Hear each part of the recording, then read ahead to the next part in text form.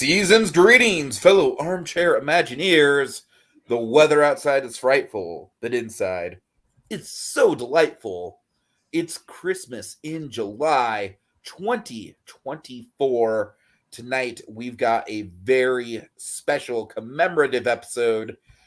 I think it's fair to say that in the 11 years that we've been doing Christmas in July, this might very well be the least Christmassy episode that I've ever done.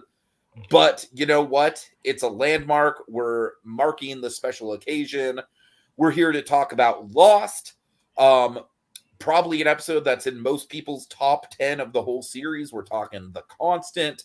Specifically, we're talking about The Constant because this year, Christmas Eve 2024, is going to mark the 20-year anniversary of the Desmond Penny phone call, one of the absolute most iconic moments from the series. So with me to talk about it is Casey. How you doing, man? I'm doing well. How about you? I'm doing okay. And then also very special guest tonight, an alum from Casey's Prometheus series. We have the legendary Coach Drew. How y'all doing? I'm excited to talk some Lost. I did my rewatch a couple months back, so I might do another rewatch in September for the anniversary, but I'm glad to be talking about this episode. You know, I definitely think we have to do something for the anniversary podcast wise, but we'll cross that bridge when we get there. I'm really excited about the anniversary. All right, so yeah, this is a little bit. I don't know how niche this is going to be for my regular audience, but we're just going to kind of roundtable to start with. We'll kind of start with our overall thoughts on the episode, then break down the phone call, which by all intents and purposes is the only real Christmassy thing on this episode. This episode technically takes place on the island on Christmas Eve, but no one really realizes that for most of the episode. They're, like understandably busy with other things. So we'll break down the Christmas stuff, and then if we have time, we'll kind of get into some discussion about how this episode, we're going to try and fit a square peg in a round hole, essentially, and like break down like how are the other components of this episode a Christmas episode. So it'll be a fun time, and we have a very limited amount of time to get to it. So yeah. So Coach, I'll start with you. What was just give me your overall kind of like, if you remember the first time you saw this, like, was it the emotional gut punch? I assume it was. Well, so every time I rewatch the show, when you look at people's rankings, they always put The Constant in their top 5. And I'm not going to say that that's not the case with me, but it's always more of I'll go in and I'm like, okay, is this actually overhyped? Is this actually overrated? And every time I finish the episode, it's like, no, it's just actually just very good from beginning to end. Desmond is, for me, one of the best characters on the show. And I think just as far as the larger Lost community, they consider him one of the greater characters on it. And we get a lot of Desmond. We get 2 versions of Desmond for most of this episode. And I think that we get a lot more of his backstory. We've got, I think at this point we'd only gotten 1, maybe 2 episodes where we got some of his backstory. So I was really excited to see where else we would go with it. And, the fact that we get Daniel, who had just been kind of introduced at the end of the last season. We're learning about Minkowski and what happens with him. I think that at the end of the day, yeah, it's always going to be a top 5 episode. And, the Christmas aspect I never really thought about until you reached out to me. So I am excited to touch on that specific point later. All right. Casey. So I do really love this episode. I have always loved it. Lost is my all-time favorite show, and this episode is very interesting, very unique. I have to say, I don't ever watch random episodes of Lost. When I watch Lost, I'm rewatching it. And I think I just finished my 12th or 13th rewatch of the entire series last year. But no, this episode's absolutely fantastic. Like, I feel like you could potentially not even watch Lost and kind of come in on this episode and still really get the overall mystery of the episode and understand the story at play. I think honestly, if Lost ever wanted to, they could come out with a one-off episode or more so actually a one-off movie with the same premise. It's just a very unique episode. The Christmas aspect of it, honestly, I kind of wish we saw more of it. And I was constantly thinking about it while I was rewatching it, but you get a full picture here. It's got drama, it's got love, it's got mystery to it, and I love Desmond and Penny in this episode. Yeah, so for me, season 4 is actually, this might be an unpopular opinion. For me, it's probably my least favorite season, maybe. I'd have to do a rewatch. But the thing about season 4 is I feel like a lot of it is a little bit like the episodes kind of run together for me a little bit. But it's got two amazing like highs, which are this and then The Shape of Things to Come, which are absolutely two of the most iconic episodes of the series. I think two of the like most like, it's kind of funny because this has one of the most absolutely like tear jerking in a positive, like life affirming kind of way moments in the series. Whereas The Shape of Things to Come just totally rips your heart out. It's like a kind of like, it's almost like a fascinating like contrast there. But yeah, I mean, I totally agree with you guys. I absolutely agree that I think for as convoluted as this episode might appear on the surface, and I do think that certain things like, wait, why is the freighter so important? What's going on with this island? Who's Faraday? It's you would definitely need the context to really fully appreciate it. But I think the overall like the time jumping mechanic at play here is definitely something that you can kind of digest on a standalone level. And Andrew, just to correct you really quick, just because I'm kind of a nerd for this stuff, I remember when Lost was first airing, and we will get like spoilers about which person had which episode. This is actually the fourth Desmond episode, actually, because we had the season finale of season 2, which was the big introduction to his backstory. Then we had Flashes Before Your Eyes, which in some ways is just as good as this episode. It's another just time travel shenanigans one. And then we had one late in season 3 that kind of gets lost in the shuffle a lot. Right after Libby dies.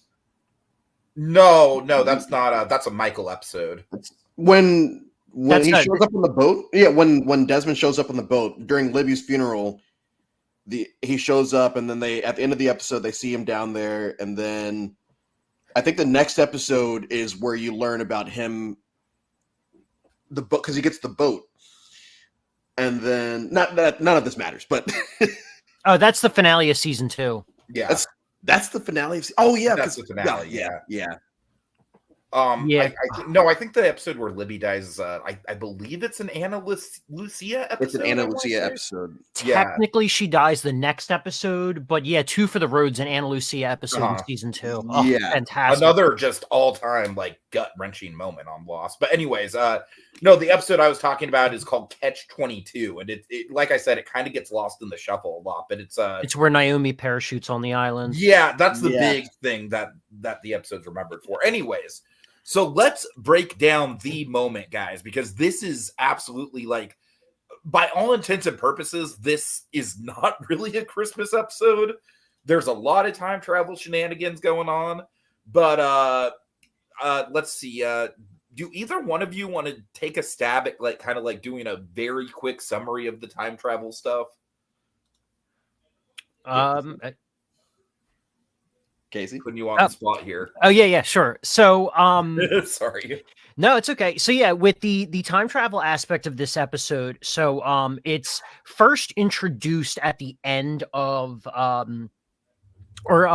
the beginning of season 3, and it always focuses pretty much around Desmond. It's not your standard time travel. It's more so, and it's actually very specifically talked about in this episode, The Constant, but when it's first introduced in season 3, it's more of a time travel of consciousness. And so in season 3, you see that, but you don't quite understand it. So then it's elaborated that these people are forced, their consciousness is forced into jumping between their physical body, in this instance in 1996, versus their physical body in 2004. And it's so disorienting for them that essentially it causes their brains to short circuit and they have an aneurysm and die. Very unique, very interesting. But the whole premise of this is that the only way to get your mind to actually focus on what is now is to find your constant. And so in this instance, Desmond's constant is Penelope. But there's a wrench in the plan in multiple ways, but the biggest one is in 1996, he had just broken up with Penny in a really bad way. And so he's trying to get her 8 years later, which is also a lost number, to get him to talk to him despite him being in the middle of the South Pacific, to get his mind to get unstuck in time, to not cause his brain to short circuit. I know that seems really confusing for someone who might not know Lost, but it's a very unique and interesting premise, which is another reason why this episode is absolutely fantastic. Just the idea that it's about your consciousness jumping back and forth in time and not your physical body. That's what really makes it unique, I think. Absolutely. And you touched on, when you touched on this earlier, like when you reached out to me, I was trying to make a Christmas movie comparison, and the only thing that I could really go with was It's a Wonderful Life. Only because like we're getting Desmond's life leading up to this big moment, and how he basically does something to change what he thinks is going to change his future, and he does actually change his future in that respect. And It's a Wonderful Life, which I'm not a big fan of, and I haven't seen in years. I do remember the premise of it's, he's seeing all these things that have happened, and it gets him to a point where he values his life more going forward. And Desmond's not really in need of valuing his life by this point. But that's the biggest comparison Christmas movie wise that I saw doing the rewatch. And I actually think that's really on point. And I agree with you. That was definitely, for me, I was trying to get into the Christmas Carol, but I really don't think Christmas Carol fits. Desmond is certainly not a Scrooge. If anything, Widmore is the Scrooge, but he only has one episode.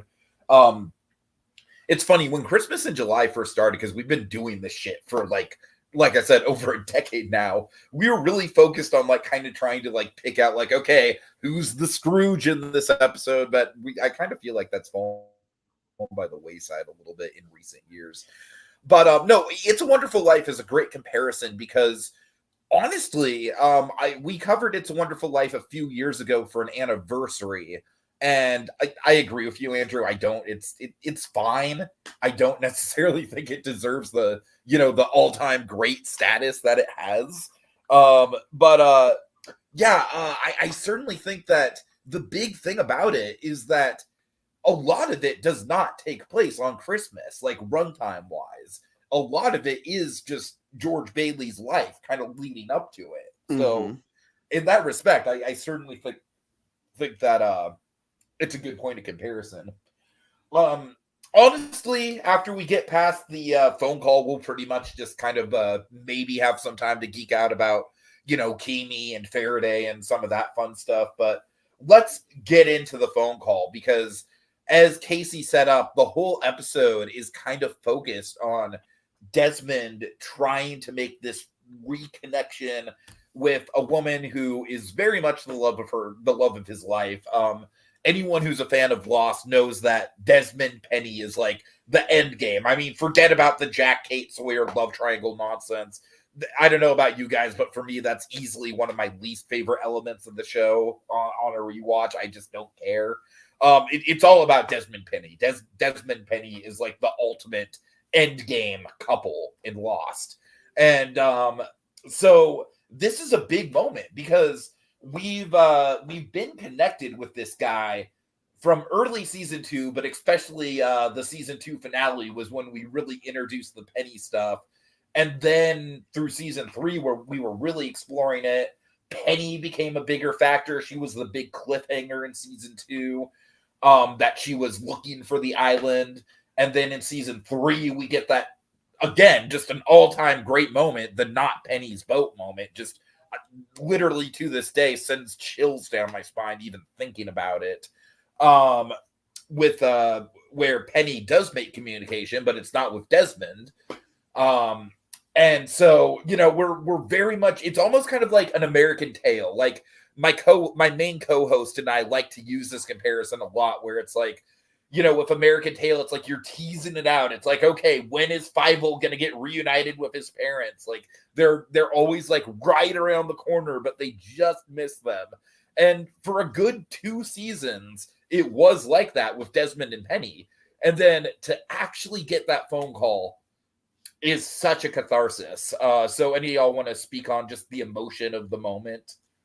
Well, I know that every time I watch the episode, it's like, man, it'd be really crazy if Penny changed her number or moved at any point between 1996 and 2004. Now, thankfully, there were no, like, only, I guess she was really rich. I was going to say only really rich people had cell phones, but she is really rich. But I think that it's very, and this is really nitpicking, it's very convenient her number, but it's great that it didn't, because it does ring for a bit. It rings for a while where you think, okay, maybe she doesn't answer, even though you know there is no way that they're not going to have this end with her answering the phone. There's this thing in the back of your mind of, okay, maybe she doesn't, and something's gonna happen later. And then when she does answer it, and you know she is still single, and she has still been looking for him, and you know you see that moment where both of his consciousnesses basically even up. Yeah. It's a great moment. Like I said, I think most Lost fans put this in their top 5 and probably even number 1. And I think it's because of this moment alone. The episode is great on itself, but when you get to that phone call, I feel like it leapfrogs a lot of these other great episodes, because it is something that you can watch, like Casey said, for his 12th or 13th time. You know, I'm somewhere in the double digits. That every time you watch it, it resonates with you still. Like it doesn't become boring watching that scene over and over again. You feel something every time you watch it. Mm-hmm. Casey? Yeah, so that's the thing. I pretty much agree with all that. Like, I'm not an emotional person in regards to like sad stuff. But Lost always fucks me up that way. Especially the finale of season 5. But yeah, this is another moment, even like just watching this one-off episode, where I'm like, I got choked up a little bit because it's really sweet. There is something that just hits totally different with the Penny Desmond romance. But it's also interesting too, because you understand the stakes. And once again, you could even probably watch this as a one-off episode and still really get into it, because you can see the juxtaposition, especially so quickly after, of this was their relationship in turmoil, in you know, rags, like 8 years prior, and the love is still there. Mm-hmm. And just in the moment when they have the shot on Desmond, when Penny answers the phone, before you even see Penny that she's answering it in 2004, her voice cracks. You can feel the emotion. And it's just another show of how fantastic these actors and actresses are on Lost. But yeah, it's just such an incredible moment. And it truly is like, it's what really makes the episode. It is the bow on the package. It just ties everything together. I also really like that right before the phone call happens, we get like the most casual of casual nods to the fact that it's Christmas. It's like we just look on calendar, and I believe that Saeed's exact words are, correct me if I'm wrong, like, I didn't realize it was Christmas. That's weird. Or that's weird to think about or something. Yeah, I have never really thought about it like, but it's true. It's very nonchalant of, oh yeah, by the way, and that shows, the situation that they're all in by this point. We're 4 seasons in, and I think this is straying a little bit off of this episode, but at the beginning of season 3, where Jack is informed that the Red Sox won the World Series and that George W. Bush got reelected, and the look on his face of just like, oh man, like we are one that specifically the Red Sox thing happened, but 2, enough time has passed. We're at the election. The World Series has happened. It shows the isolation that these people have been going through up to this point in the show. Totally. Yeah. And just speaking of Saeed, I just want to mention really quick.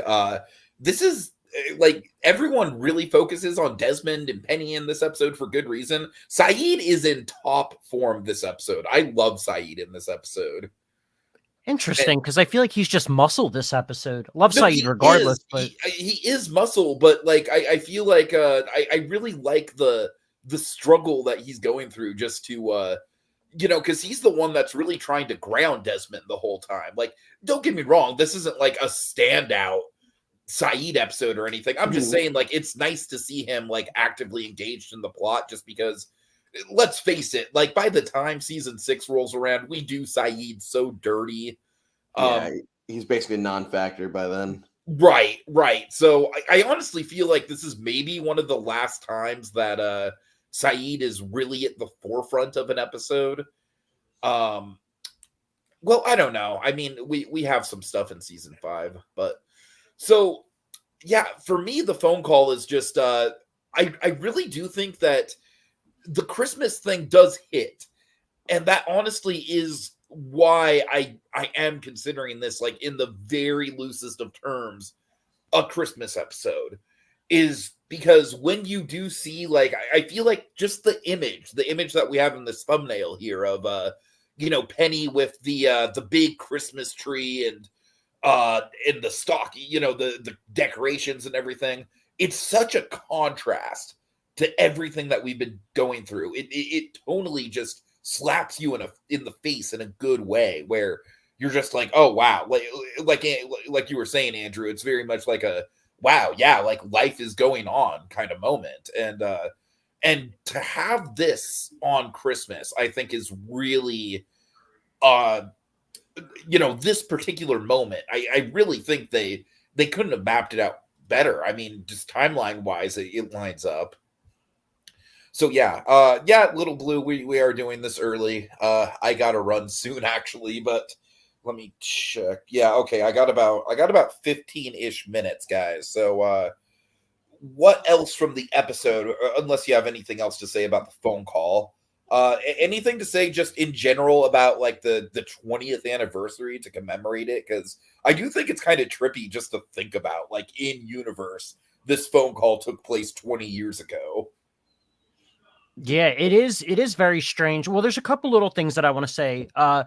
In regards to the like nonchalant Saeed being like, oh, I kind of forgot or didn't realize that it's we're about to hit Christmas.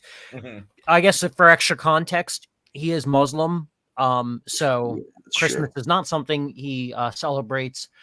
So there is that. But yeah, it is insane thinking that it is 20 years of this, because I started watching Lost from season 1, happened to turn on ABC and caught the ending of episode 2, and I've been watching it ever since. And that was when I was in 4th grade, and the show ended when I was in 10th grade. It is just insane to think that it has been this long. And for the most part, with maybe the exception of a couple instances in season 1, this show holds up incredibly well. It is just an all-around fantastic show. Ooh, I'm curious to see what parts of season 1 do you think don't hold up as well? It's primarily a couple offhand comments, usually made by Sawyer. Okay. Yeah, All right, that's fair. I mean, And- that but- was his character, but I totally get what you're saying. Yeah. But he very quickly, a lot of those little comments very quickly disappear even as season 1 goes on. But it's also very interesting and important to acknowledge the time that Lost happened. 3 years, just 3 years after 9/11. Mhm. So it's actually, if anything, an incredible thing that we had a main character that people loved and rooted for who was Iraqi. Yeah, Yeah. Saeed has always been one of my favorite characters because of that. And that's why, honestly, like, I don't know. I haven't rewatched season 6 in a long time, honestly. I love season 6. I love the fake lock stuff. I think that stuff holds up so freaking well. It's like Terry O'Quinn just played that perfectly. Mhm. But it's hard to overlook the zombie Saeed subplot and a couple other things. Yeah. From 6. Zombie Saeed was not the best, but going off of what Casey was saying, even you bring up the fact that was 3 years after 9/11, the fact that it even turned into a storyline where Shannon just says, "Oh yeah, some Arab guy." He's like, "What do he look like? Arab?" And the airport security just buys into it. The fact that this was 20 years ago to me is insane, mainly because one, in 2004 I was in late 2004 I was in 8th grade, and I remember watching this watching the trailers for the show. I'm like, oh, this is going to be great. I thought it was going to be a mini series because it's like there's no way they can do like a whole show off of, a plane crash or whatever. And then they turned it into 6 seasons. And you brought up season 4, being your least favorite. And I do think that because of the writer's strike and this, that, and the other, it's the shortest season. I'm fairly certain, right? Yes. I think that it felt like the season was kind of sped up a little bit, and because it was. But I think that there are these fun little nuggets in the season that make you could pick out maybe 3 episodes a season that most people would put in their top 10. You brought up the episode where Kimi kills Alex. Yes. I think that's maybe like 4 episodes after this. That's probably my favorite from this season, only because you can't believe it's actually going to go down like that. Every time I watch it, it's like there's no way that this dude is actually going to just shoot this girl in front. And that's when you realize, okay, the main villain of this season is him. Up to that point, it's like, okay, yeah, they're just mercenaries, this, that, and the other, but we don't have that many episodes left. We have no main antagonist. It is this guy, and then we're off to the races for the final however many episodes there are. Yeah, and that episode was the break when, and I think Lost really lucked out because if I'm remembering correctly, it was only off for about a month or so, if I'm remembering right, which is like honestly kind of a miracle in retrospect with a lot. I mean, Heroes. We saw what happened with Heroes. Yeah, exactly. Like Heroes just completely it never recovered after the writer's strike, just never. But Lost, it almost was kind of like a happy accident where they ended on that, where it's like I feel like the death of Alex mixed with the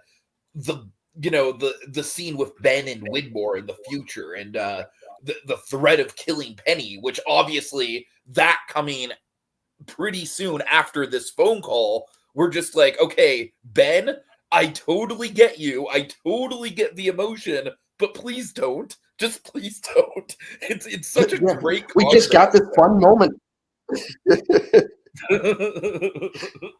I get it. Let's talk about Kimi for a little bit because honestly, Kevin Durand is kind of having a moment in 2024 between Abigail and Kingdom of the Planet of the Apes. He's the main villain of Kingdom of the Planet of the Apes, and he kills it, dude. Like he's one of the best villains in that series. So it's crazy to see because I remember, like, definitely you're right, Andrew. Like up until The Shape of Things to Come, Kimi was basically like the military muscle guy. And I believe this episode is his introduction, right? It must. No, I think to the point that he got a little bit more screen time. Okay. I think he's in the kind of in the background, like an episode or two prior, because what the constant is episode 4. But yeah, I mean, this is probably his like most prominent. No. Wait. What? Is the constant his first episode? No, you might be right. Ignore me. Because if he's in it before, we're seeing the freighter, if I'm remembering right. You know what? Honestly, I can't remember. I'm actually not sure. No, I think you're right. I think this is his first episode. But you know what, though? With that, and I was going to say it regardless, it's very interesting. The last few times that I've rewatched Lost, I've sort of had a different take on Kimi, because they mention on a couple occasions how the island can mess with people. And I actually got the initial, the initial idea is Kimi's a monster. He is a mercenary. He's a devil. He's whatever you want to say. Mm-hmm. But I've actually gotten off the last couple of rewatches of Lost that the island actually kind of like played on his nature and, caused him to be a lot more brutal than he probably initially was. Because those first handful of episodes that he's in, he doesn't actually seem to be that bad. I honestly kind of feel like he's like a Biff Tannen level of villain, right? Like he's just kind of a jerk. But then he turns into like a Shining, right? Like where, like you said, Casey, like the island's messing with them. And I mean, either version of The Shining that you either read or watch, that's at least consistent of, okay, Jack's being messed with, and this is leading to things that happen. I absolutely agree with that. Yeah, it's very interesting to think about it that way. And like I said, it's only been honestly my last few rewatches that I've started to actually like think that way. Mm-hmm. Obviously the big red herring when you're initially watching Lost is that the Captain Galt, is the actual like monster, but he's not, Yeah. So, and does the doctor, this is the episode where like the doctor shows up on the beach? That's the next episode, I believe. Next episode, okay. Yeah. Really quick, because I'm terribly sorry. I wish we could keep going on this, but I do only have like 5 minutes here. What do we think of Mikowski on this episode? Because he's another real highlight for me, I think. Yeah, we don't get much from Mikowski. We get more of him in season 6 when he's not really a real person. Right. And I feel like he's a great I don't even know what the word would be of, hey, Desmond, if you don't sort this shit out, this is what's going to happen to you. But he's also there to like drive the plot forward, showing, hey, we were all good until this happened, like explaining to Desmond and Saeed, who are basically our proxy, what the issue of this episode is and how we are going to solve it. And I think that he has to die in order to raise the stakes of, okay, yeah, we actually, because we didn't see all those other people die. Mm-hmm. The one person dies off screen. Can't remember her name. But she dies off screen. And so we have to have Minkowski die there. And because, he had like a brief thing with like conversation with Naomi. So like he is introduced a little earlier. So I think that he played his role to the plot of both the season and this specific storyline very well. Right. Yeah, it's really cool to also get like the guy who plays him is Fisher Stevens, if anyone's familiar with him, who's in a lot of like, I mean, he's got quite He's a big the character actor, for filmography. sure. Yeah. You'll find him in a lot of one-off stuff. Uh-huh. But like you should. He's like one of those people who his face, but you don't necessarily know his name. Exactly. Yeah. But no, yeah, he's absolutely great. He's like the perfect person. And then yeah, you're right. Like you hear about these things. First off, you have Eloise in the episode, who's also kind of that like plot device. We don't even have time to get into Faraday. That sucks. Well, I will say this about Minkowski real quick, but like, Yeah. you have him, and I think he's great, and he's there almost the entire episode, and he dies at like the perfect moment when like shit, like this is happening, it's happening quick, his nose is bleeding, and then you get the phone call.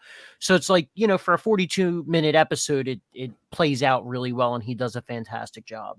And just really quick with the death, I mean, genuinely one of the most disturbing brain aneurysm deaths I've ever seen in media, I think. I can't name many off the top of my head, but that's a good. No, I'm saying like I can't really think of any off the top of my head either, but like this has got to be up there. It's also just a shocking death for the show too. Yeah. Because, tons of people obviously die from gunshots or, other shit. But this is like, it's different and it's a memorable type of death. So we literally don't really have time to get into Faraday. Faraday is another fantastic part of the episode and genuinely one of my favorite characters. I think it's fair to say, like, with us three and maybe even a couple more people, if we can wrangle them, we need to do something with the 20th anniversary. We'll certainly come back to talk Lost again if you all are down. I would be down. I would absolutely be down. For sure. Oh, yeah, me too. But any final thoughts? Because I really do have to wrap it up. I'm sorry. Oh, no, you're good. It's all good. All right. Yeah, it's an absolutely fantastic episode. It's like I've said before, Lost is my all-time favorite show. And this episode's kind of sweet. It's got a little bit of everything for everybody. Yeah, this is an episode, despite the fact that we have a death. It's one of the more positive episodes, especially as we get closer and closer to the end game.